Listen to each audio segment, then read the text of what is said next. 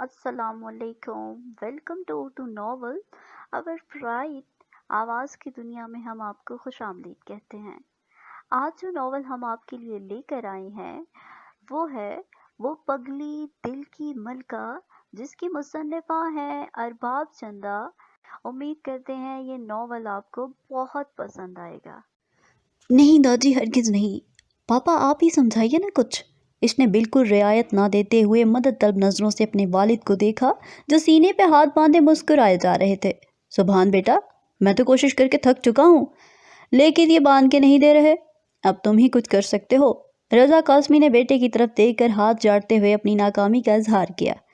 ओए तू चुप कर रज़ा। आज मेरे पुत्र ने मेरी बात का मान रखकर मुझे बड़ी खुशी दी है। इसके बदले मैं मर भी जाऊं ना तो परवाह नहीं। दादी, ये कैसी बातें कर रहे हैं आप? इनकी बात ने सुभान का दिल जैसे मुट्ठी में ले लिया। हर दर्जा सख्ती से टोकते हुए वो हाथ इनके मुंह पर रख गया। लाइए ये मिठाई का डिब्बा मुझे दीजिए। इसने फिर से हाथ बढ़ाते हुए कहा तो वो नफ़ी में सर हिलाने लगे। तू नहीं समझेगा मेरे बच्चे। बहरहाल डिब्बा तो मैं एक शर्त पर दूंगा। डिब्बे को दोनों हाथों से पीछे छुपाते हुए वो बच्चों की तरह बहस करने लगे। शर्त? कैसी शर्त? सुभान ने हैरत से पूछा तो सब घर वालों के कह कहे बुलंद हुए। वो सब दादा पोते की तकरार को खूब एंजॉय कर रहे थे, जो हमेशा की तरह मज़ेदार थी। और कुछ हजल सा हो गया। देख लीजिए, मुझे बच्चा कह रहे हैं और बच्चों जैसी हरकतें खुद कर रहे हैं। अच्छा बताइए, क्या शर्त है?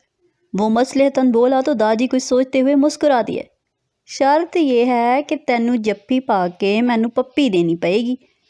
दादी ने एक बार फिर मोहब्बत से बाजू वाह करते हुए बताया तो सबकी आंखें इनकी डिमांड पर हैरत से उबल पड़ी, जबकि सुभान तो जैसे ये सोच कर ही सकते में आ गया कि आज दादी को कुछ ज़्यादा ही हरी हरी सूझ रही थी।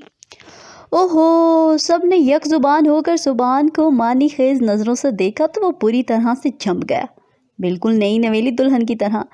ये आप क्या कह रहे हैं दादी?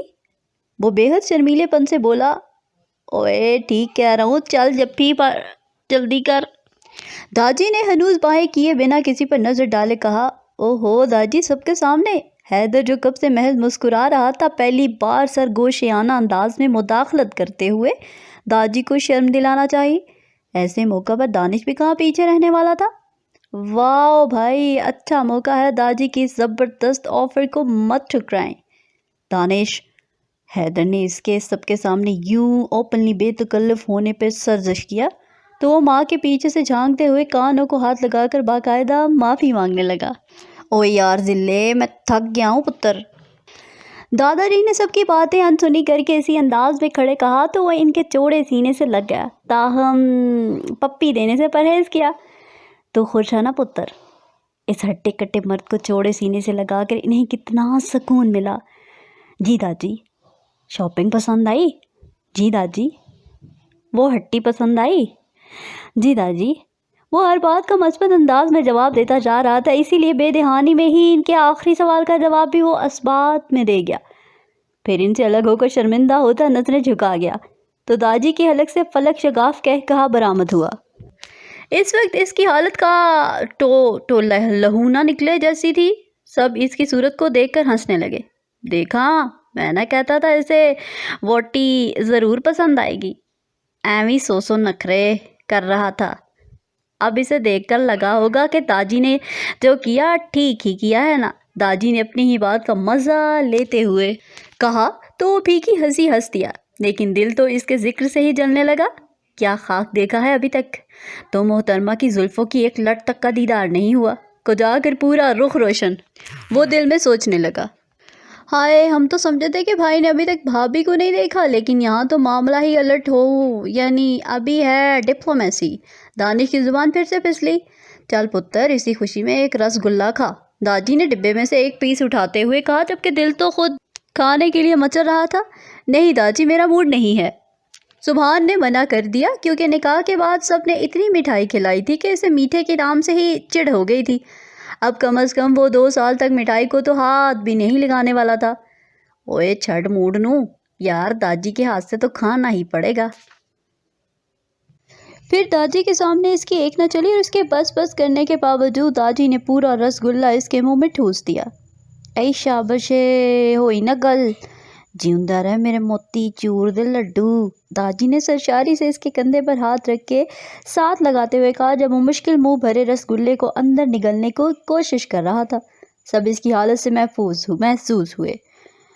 कमाल है अब्बा जी, मैं भी तो आपकी इकलौती औलाद हूँ, पर आज तक आपने मुझे तो इतने प्यार से रसगुल्ले नहीं खिलाए। रजा कासमी ने दादा को पोते पर निसार देकर मसनूई खफगी से बच्चों की तरह मुंह बसोरते हुए कहा। तो बगल में खड़ी मिसेस आलिया रजा दुपट्टे के पल्लू को मुंह के आगे करके हंसते हुए इन्हें कोहनी मार गईं। ओए छड़ गल्ला रजा, देखना जब तू दादा बनेगा ना तब पूछूंगा पुत्र ज़्यादा सोने लगते हैं या पोते। ये तो दस्तूर है पुत्र कि आल से ज़्यादा औलाद प्यारी होती है, और झलिया नस्ल परस्ती चीज़ ही ऐसी है। दाजिन के पहलू में खड़े हैदर और दानिश को भी पास बुलाते हुए वजाहत देने लगे। फिर इन तीनों को अपने बाजुओं के हल्के में छुपाने की नाकाम कोशिश के बावजूद खुद में समेट गए, जबकि कदरे फासले पर खड़े मिस्टर एंड मिसेस रजा कासमी एक दूसरे को देखकर खिल मुस्कुराए। कमरे में पहुंचते ही इसका पहला सामना अपनी मिर्ची से भी तेज तरार कज़नों से हो गया, जो बिना टैक्स वसूल किए इसे एकदम भी आगे बढ़ने नहीं दे रही थी। वह मुश्किल सबसे लेन देन नहीं बल्कि सिर्फ देन करके इन्हें कमरे से बाहर धकेला, और दरवाज़ा बंद करने के बाद दरवाजे से टेक लगाते हुए इसने शुक्र का सांस लिया। तब पहली बार इसने बगौर सेज की लड़ियों के बीच बैठे इनकलाबी वजूद को देखा, जो बड़े धड़ल्ले से ना सिर्फ इसकी ज़िंदगी में बल्कि इसके कमरे पर भी काबिज हो चुका था। और शायद दिल में भी आहिस्ता से कदम उठाता हुआ वो लड़ियों को हटाता इसके करीब ही बैठ गया। दिल अजीब सी लय में धड़का। घुटनों के गिर्द बाजुओं का हल्का सा बनाए हाथों में लहंगे से मैचिंग पर्स को मजबूती से थामे वो इसके जज्बात और एहसासात को बहकाने का बायस बन रही थी। फिर कुछ लम्हे तौक़ुफ़ के बाद इसने घूंघट हटाने के लिए जैसे ही दोनों हाथ उठाए कि इस मखमल वजूद में हल्की सी जंबिश हुई, जिसमें घबराहट और शर्म अंसर नुमाया था। इसकी हरकत से सुभान के होठों पर मुस्कुराहट रींग गई। फिर इसने बिना ताख़ीर किए आहिस्ता से घूंघट उलट दिया, लेकिन फिर खुद इस लम्हे की जद में आ गया। इसका वजूद जैसे भी काबिल न रहा।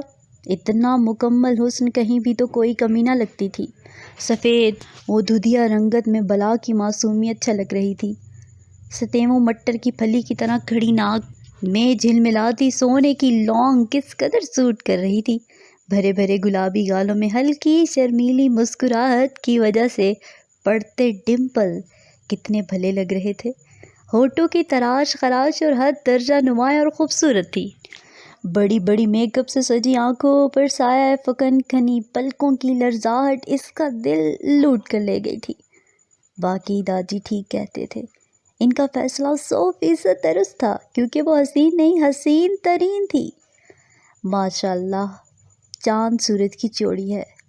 करीब ही कोई मानूस सी आवाज़ गूंजी। अब इसे समझ में आ रहा था कि सब इसकी बजाय इसकी दुल्हन की तारीफ़ क्यों कर रहे थे, क्योंकि वो थी ही सराहने जाने के काबिल। सुभान अपनी किस्मत पर जितना रश करता कम था। वोटी पसंद आई? ताजी ने इसके कानों के करीब जैसे सरगोशियाना अंदाज में पूछा। पसंद आई दादी, बेहद पसंद आई। बिना पलक चिपकाए इसने ज़ेरे लब बड़बड़ाते हुए जवाब दिया। कुछ लम्हा पर खामोशी की नज़र हो गए तो बहुत कुछ कहना चाहता था। अपने मखमूर जज्बात की दास्तानें, अपनी बेकाबू दिल की कैफियत, अपनी पहली नज़र की मोहब्बत का इजहार। मोहब्बत कुछ था इसे बताने के लिए, लेकिन अल्फाज ऐसे दिमाग की गद्दी में उलझ से गए थे। क्या कहे, कैसे कहे, किस तरह से शुरू करे, इसे कुछ समझ नहीं आ रहा था। कुछ सोचते हुए वो ज़रा सा सीधा हुआ। इसने बात शुरू करने से पहले गला खंखारा। बदले में मुकाबिल ने पूरी आंखें खोलकर इसे देखा। सुभान कुछ घबराया कि आखिर कहे क्या। वो दरअसल मैं लफ्ज़ टूट कर अदा हो रहे थे। उसने फिर से गला साफ किया, जबकि वो मुकम्मल तौर पर इसकी तरफ मुतवज्जा थी। अरे गला ख़राब है या आपको खांसी हो रही है? आपको दवाई नहीं ली क्या? ये तो बहुत बुरी बात है। इतने बड़े होकर इतनी लापरवाही, वेरी बैड। इतने सारे सवाल, वो भी इस कदर बेतकल्लुफ़ाना अंदाज में। सुभान हैरान हो शशतर रह गया। लेकिन इससे भी ज़्यादा ज़ोरदार झटका अगले लम्हे लगा जब वो इसका हाथ थाम कर बोली, लो कर लो बात। पता है आपको अम्मा भी कहती हैं कि जब गला ख़राब होता है तो साथ ही ज़ुकाम भी हो जाता है, सर्दी भी लगने लगती है, اور جب زیادہ سردی لگے تو بخار بھی ہو جاتا ہے، اور اگر بخار بگڑ جائے تو ٹائیفائڈ بھی۔ اور ارے کہیں آپ کو بخار تو نہیں ہو گیا؟ تفصیلی طور پر اسے آگاہ کرتے ہوئے اچانک رک کر وہ اس کی پریشانی کو دیکھ کر اس کی پیشانی پر ہاتھ رکھ کر چیک کرتی۔ سبحان کے اوپر حیرتوں کے پہاڑ ٹوٹ گئی۔ آواز اگرچہ بے حد حسین تھی، تاہم شرم، ہچکچاہٹ اور اجنبیت سے آری لہجہ حد درجہ بے باکی۔ وہ بے تکلفی، وہ کہیں سے بھی چند لمحے پہلے بیاہی جانے والی دلہن نہیں لگ رہی تھی، بلکہ وہ تو بنا پلک چپکائے اس سے اس طرح مخاطب تھی جیسے برسوں سے جانتی ہو۔ کر لو بات، میں تو بتانا ہی بھول گئی، پرسوں جب ساری عورتیں مجھے اپٹن لگانے آئی تھی نا، تو میں نے ڈھولک کے ساتھ خوب گانے گائے تھے، ڈانس کیا تھا، اور زیادہ گانے کی وجہ سے میرا گلا بھی ایسے ہی خراب ہو گیا تھا۔ تب اماں بھی نے مجھے سیرپ پلا دیا تھا، جس سے میرا گلا فوراً ٹھیک ہو گیا اور کھانسی بھی رک گئی۔ اور پتہ ہے، اماں بھی نے وہ سیرپ میرے پرس میں ڈال دیا تھا تاکہ میں ایک چمچ یہاں آ کر بھی پی لوں، لیکن مجھے تو اب اس کی ضرورت ہی نہیں کیونکہ میرا گلا تو اب ٹھیک ہے۔ کندھے اچکا کر لاپرواہی سے ساری بات بتا کر وہ خاموش ہوئی، لیکن سبحان کو لگا کہ اس کی زندگی میں تاریکی چھا گئی ہے۔ اس نے تو سنا تھا کہ شادی کی پہلی رات لڑکیاں بے حد شرمائی گھبراتی ہیں، بولنا تو دور کی بات محض ہاں سے کام چلاتی ہیں، لیکن یہاں تو ایسا کچھ بھی نہیں تھا، سب کچھ اس کے الٹ اور اس کی سوچ کے برعکس ہو رہا تھا۔ ہاں تو بہت معمولی بات تھی، جبکہ یہاں تو باتوں کی لمبی لسٹ تھی۔ ارے ضرورت کیوں نہیں ہے، آپ کو بھی تو کھانسی ہے نا، لو کر لو بات ایک منٹ۔ کچھ یاد آنے پر وہ پھر سے پرجوش ہوئی اور ہاتھ میں پکڑا پرس ٹٹولنے لگی۔ لو کر لو بات، شاید اس کا تکیہ کلام تھا جس وہ مچاتا ضرور استعمال کر رہی تھی۔ سبحان چند منٹ کی گفتگو سے صحیح سمجھ پایا، وہ بغور اسے دیکھ رہا تھا۔ یہ لیجیے، اور فوراً 2 چمچ پی ڈالیے، لیجیے۔ پرس میں سے چھوٹی سیرپ کی بوتل نکال کر اس کی طرف بڑھاتے ہوئے اس نے کہا تو سبحان پہنچا کر رہ گیا۔ پھر اس نے خود ہی وہ بوتل سبحان کا ہاتھ پکڑ کر تھما دی اور وہ بت بنا شیشے کی بوتل کو گھورنے لگا۔ کیا ہو رہا تھا یہ سب وہ تو سوچ رہا تھا۔ آج رات وہ اپنی شریک حیات سے ڈھیروں باتیں کرنے لگا، اسے راجی کی خود پر زبردستی تھوپے کے فیصلے اور اپنے غصے و ناراضگی کا شکوہ کرے گا۔ پھر جب وہ ہلکا سا روٹھے گی تو وہ اسے محبت سے منائے گا اور دل سے اپنے اپنانے کا یقین دلائے گا۔ پھر زندگی بھر ساتھ نبھانے کی قسمیں، ایک دوسرے سے عمر بھر وفا کرنے کے عہد و پیمان اور مستقبل کے حوالے سے منصوبہ جات، کیا کچھ نہ سوچا تھا، لیکن اس کے سبھی خیالات بھری ریت کے محل کی طرح ڈھہ گئے۔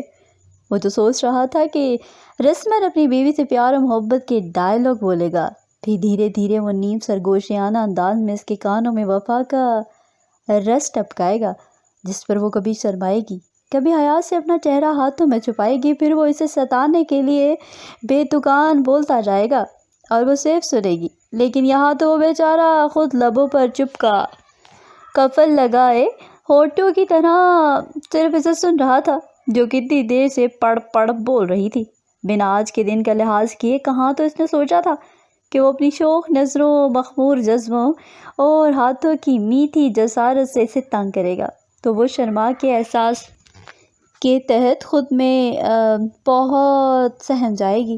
لیکن یہاں تو شرم والا معاملہ ہی نہیں تھا، بلکہ وہ محترمہ تو از خود اسے ہاتھ لگاتے ہوئے بے تکلفی سے چھو رہی تھی، اور کسی قسم کا بھی انوکھا جھوٹا سا جذبہ اس کے اندر بیدار نہ ہوا تھا۔ سبحان جیسے جیسے سوچ رہا تھا، اس کا دل بوجھل ہو رہا تھا، ہونٹوں کو سیے وہ کب سے اسی سوچ میں غرق تھا کہ اچانک اسے خیال آیا، یوں خاموش بیٹھنے سے تو گزارا نہ ہوگا، آخر کوئی تو بات کرنی ہی ہوگی۔ پھر وہ لفظوں کو ترتیب دیتا گویا ہوا، وہ ایکچولی میں تم سے یہ کہنا چاہتا تھا کہ بات ابھی اس کے منہ میں ہی تھے کہ اس نے سبحان کے لبوں پر انگلی رکھ کر اسے خاموش کروا دیا۔ یہ حیرت کا مزید ایک اور جھٹکا تھا۔ لو کر لو بات، میری سہیلیاں کہتی ہیں کہ شادی والی رات میں نہ زیادہ باتیں نہیں کرتے، لگتا ہے آپ کو بھی نہیں پتا، پہلے میں بھی نہیں جانتی تھی، لیکن پھر میری سہیلیوں نے مجھے سب بتا دیا۔ کیا بتا دیا؟ اس کی حد درجے معصومیت سے کہنے پر سبحان نے اس کی انگلی ہٹاتے ہوئے پوچھا، یہی کہ سب سے پہلے دلہا کمرے میں آتا ہے، پھر دلہن کے پاس بیٹھتا ہے، پھر آہستہ آہستہ گھونگھٹ اٹھاتا ہے، اور پھر روانی سے بولتی ہوئی وہ اچانک رکی۔ پھر کیا؟ سبحان نے اسے متذبذب دیکھ کر بے چینی سے پوچھا۔ وہ جاننا چاہتا تھا کہ آخر وہ اس پھر سے آگے کہاں تک جاتی ہے، اور پھر تو وہ اٹک گئی تھی۔ اسی نقطے پر پھر نظریں جھکا گئی۔ آپ ذرا ادھر دیکھیے نا پلیز، مجھے شرم آتی ہے۔ ایک ہوش ہٹ کر سبحان نے تہر بھری نظروں سے دیکھا۔ شکر ہے محترمہ، اس لفظ سے تو واقف ہیں۔ وہ دل ہی دل میں خوش ہوا۔ ادھر دیکھیے نا، وہ اسے ٹکر ٹکر دیکھتا پا کر انگلی سے مخاطب سمت اشارہ کرتے ہوئے اس قدر معصومیت سے بولی کہ سبحان کے ہونٹوں پر مسکراہٹ رنگ گئی۔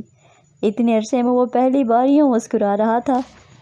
پھر اسی طرح رخ پھیر گیا۔ تب اس نے جلدی سے ہاتھ میں پکڑا پرس ایک بار پھر سے کھولا اور اس میں سے سرخ رنگ کی چھوٹی سی ڈائری نکالی۔ ساتھ ہی کنگھیوں سے سبحان کو بھی دیکھا، جو رخ دوسری جانب کیے اس کے بولنے کے انتظار میں تھا۔ پھر وہ بے صبری سے ڈائری کے صفحات الٹنے لگی۔ دلہا بھی آ گیا، گھونگھٹ بھی ہو گیا۔ وہ محتاط انداز میں زیر لب بڑبڑاتے ہوئے 1 by 1 ہدایتیں پڑھنے لگی۔ پھر اگلا صفحہ الٹا۔ نمبر 3، دلہا دلہن کا ہاتھ پکڑ کر اس کی تعریف کرے گا۔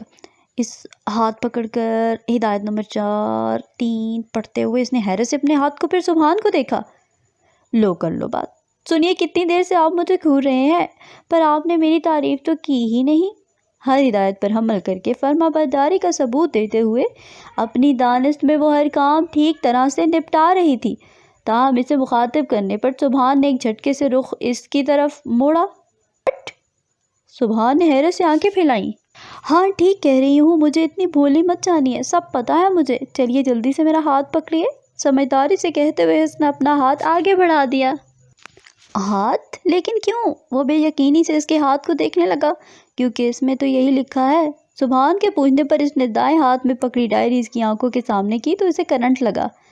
کیا لکھا ہے اس میں؟ وہ ابھی تک بے یقین تھا کہ آخر یہ کیا ماجرا ہے۔ یہی کہ آپ میرا ہاتھ پکڑ کر میری تعریف کریں گے۔ وہ دراصل کیا ہے نا کہ میں بھول نہ جاؤں، اس لیے میری سہیلیوں نے سب کچھ اس ڈائری میں لکھ دیا تھا۔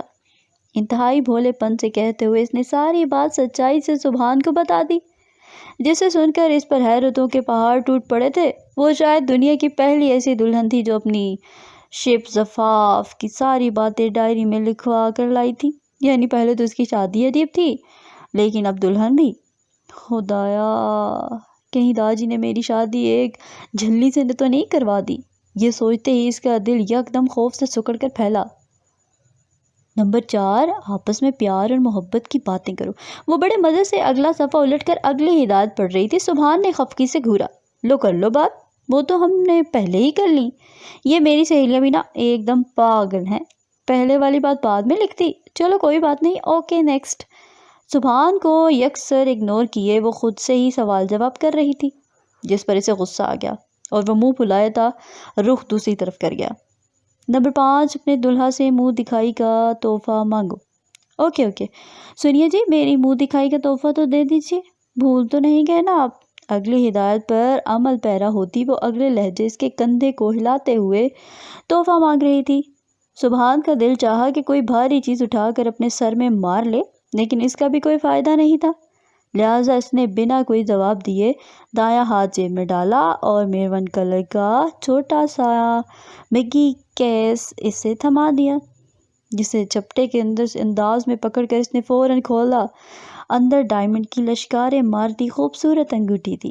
یہ تحفہ حیدر نے ارجنٹلی خریدا تھا، جو سبحان کو کمرے میں آنے سے کچھ ہی دیر پہلے اس نے تھما دیا تھا، جس پر سبحان اس کا بے حد مشکور تھا۔